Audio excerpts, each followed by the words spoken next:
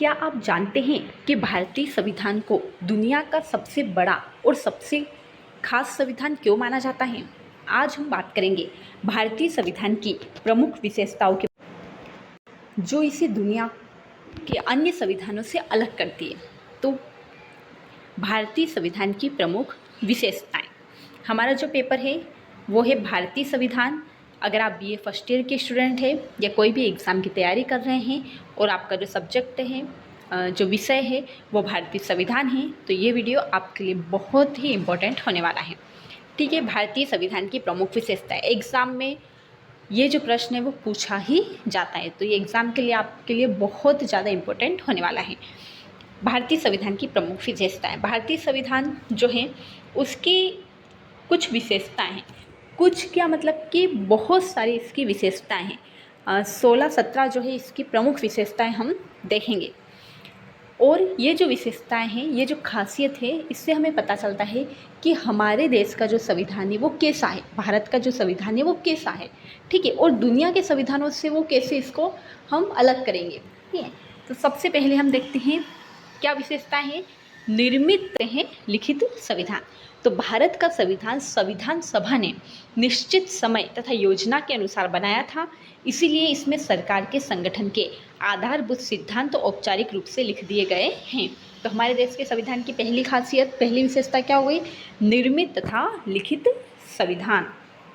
अब निर्मित एवं लिखित भारत का संविधान है, तो क्या ऐसा कोई देश है जहाँ का संविधान लिखित ही ना हो, अलिखित हो? तो हाँ, ऐसा भी देश है जहाँ का जो संविधान होता है वो लिखा हुआ नहीं होता है। तो अपन अगर उदाहरण देखें तो ब्रिटेन जो है उसका संविधान कैसा है? अलिखित संविधान है। ठीक है, तो हमारे देश का संविधान कैसा है? निर्मित एवं लिखित संविधान। दूसरी विशेषता है विस्तृत तथा व्यापक संविधान। दुनिया का सबसे बड़ा संविधान माना जाता है हमारे देश का संविधान। तो क्या खासियत है? विस्तृत और व्यापक। तो भारतीय संविधान बहुत विस्तृत तथा व्यापक है। इसमें 395 अनुच्छेद, 12 अनुसूचियाँ और 2 परिशिष्ट है तथा इसे 22 खंडों में विभाजित किया गया है।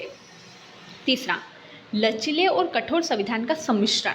एक और खासियत हमारे देश के संविधान की, लचीले और कठोर संविधान का सम्मिश्रण। हमारे देश का जो संविधान है वो ना तो अधिक लचीला है और ना ही अधिक कठोर है। तो भारत का संविधान लचीलेपन और कठोरपन का अच्छा सम्मिश्रण है। यह न तो अमेरिका के संविधान की तरह कठोर है और न ही इंग्लैंड के संविधान की तरह लचीला है। ठीक है, दोनों का मिश्रण है। जैसे कि इंग्लैंड में क्या है कि लचीला है। लचीला क्यों है? क्योंकि वहाँ का संविधान क्या है? अलिखित संविधान है। तो अलिखित संविधान है तो आसानी से बदला जा सकता है, तो उसको हम बोलेंगे लचीला। कठोर, कठोर का मतलब होता है जो आसानी से नहीं बदला जा सकता। जैसे अमेरिका का जो संविधान है वो बहुत छोटा है ना, उसमें सिर्फ 7 ही अनुच्छेद है। तो इतना छोटा संविधान है तो उसे बदलना भी कठिन होगा, तो इसीलिए वो कैसा हो गया? कठोर संविधान हो गया। और हमारे देश का संविधान कैसा है? न तो अधिक कठोर है न अधिक लचीला है। अगली विशेषता है संपूर्ण प्रभुत्व संपन्न राज्य की स्थापना। ये जो है संपूर्ण प्रभुत्व शब्द है हम प्रस्तावना में भी पढ़ चुके हैं। तो संविधान द्वारा भारत में संपूर्ण प्रभुत्व संपन्न राज्य की स्थापना की गई है। संविधान ने क्या कहा है? भारत को एक संपूर्ण प्रभुत्व संपन्न राज्य बनाया है। और संपूर्ण प्रभुत्व संपन्न का मतलब क्या होता है कि आंतरिक और बाहरी शक्ति, दोनों ही शक्ति में हम सर्वोच्च हैं, हमारे पास पावर है। जैसे कि आंतरिक निर्णय हो या बाहरी निर्णय हो, हम खुद ले सकते हैं, हम किसी के ऊपर डिपेंड नहीं हैं। तो ये होती है संपूर्ण प्रभुत्व संपन्न। फिर है समाजवादी राज्य की स्थापना। समाजवादी जो शब्द है वो हमने पढ़ा है कि जब संविधान बना था तब संविधान की प्रस्तावना में समाजवादी शब्द नहीं जोड़ा गया था, बाद में जोड़ा गया है। तो बाद में कब जोड़ा गया है?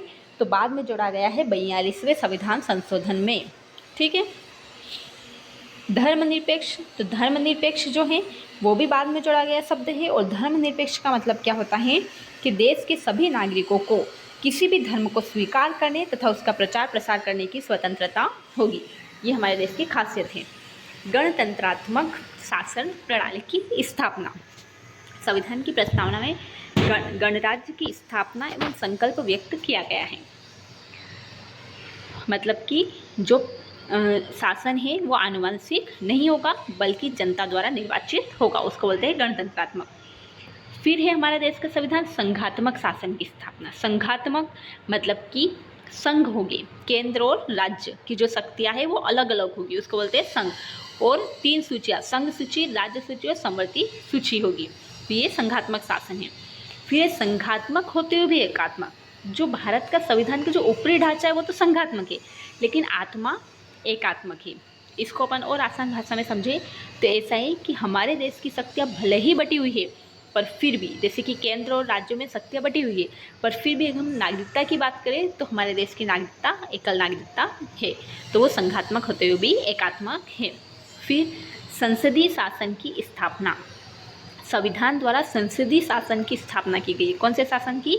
संसदीय शासन की स्थापना की गई है। भारत में राष्ट्रपति कार्यपालिका का औपचारिक प्रधान होगा और उसके पास केवल नाम मात्र की शक्तियाँ होगी, और शासन संबंधी वास्तविक शक्तियाँ प्रधानमंत्री तथा मंत्रिमंडल के पास होगी। संसदीय या संसदात्मक शासन प्रणाली वह शासन प्रणाली होता है जिसमें सारी शक्तियाँ संसद के पास होती है। संसद के पास मतलब कि इसको अपन प्रधानमंत्री के नाम से भी बोल सकते हैं, है ना। और राष्ट्रपति जो होता है नाम मात्र का होता है। अगला, मौलिक अधिकारों की व्यवस्था। हमारे देश का जो संविधान है उसकी प्रमुख विशेषता है कि मौलिक अधिकारों की व्यवस्था की गई है। मौलिक अधिकार जो है वो हमें संविधान में 7 मौलिक अधिकार प्रदान किए गए थे, और बाद में एक मौलिक अधिकार जो है संपत्ति का अधिकार हटा दिया गया है, ठीक है। फिर मौलिक कर्तव्य, हमारे देश के संविधान में मौलिक अधिकारों के साथ साथ मौलिक कर्तव्यों की भी व्यवस्था की गई है। कितने मौलिक कर्तव्य? 10 मौलिक कर्तव्य जो है वो निर्धारित किए गए हैं, और वर्तमान में 11 मौलिक कर्तव्य हैं। तो ये मौलिक अधिकार और मौलिक कर्तव्य वाले जो वीडियो हैं वो भी हम बना चुके हैं, तो आप वो वीडियो देख लीजिए तो आपको और अच्छे से समझ में आ जाएगा, क्योंकि मौलिक अधिकार मौलिक कर्तव्य जो है वो भी अलग से आपके क्वेश्चन बन रहे हैं। तो वहाँ अगर डिटेल में आप पढ़ लेंगे तो यहाँ आप आराम से लिख सकते हैं संविधान की विशेषताएँ।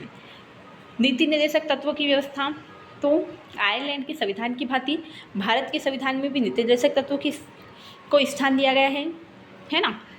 और सर्वोच्च न्यायालय की स्थापना की गई है। तो सर्वोच्च न्यायालय की स्थापना भारतीय संविधान की एक महत्वपूर्ण विशेषता है।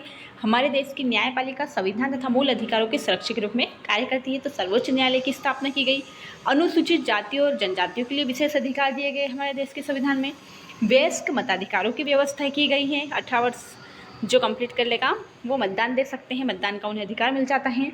अंतर्राष्ट्रीय सहयोग तथा विश्व शांति का समर्थन किया गया है। तो इस तरह हमने 17 विशेषताएं हमने देखी है भारतीय संविधान की। तो कम से कम अगर आप 17 पॉइंट पूरे नहीं याद कर पाए तो कम से कम 10 या 15 पॉइंट बहुत अच्छे से आप याद कर लीजिए। ये एग्ज़ाम में आपका जो क्वेश्चन है वो आएगा ही आएगा। तो अच्छे से भारतीय संविधान की प्रमुख विशेषताएं आप जो है पॉइंट वाइज बिल्कुल याद कर लीजिए, बहुत ही इम्पोर्टेंट क्वेश्चन है, ठीक है। Thank you so much. Video पसंद आए तो लाइक कीजिए, शेयर कीजिए और सब्सक्राइब कीजिए।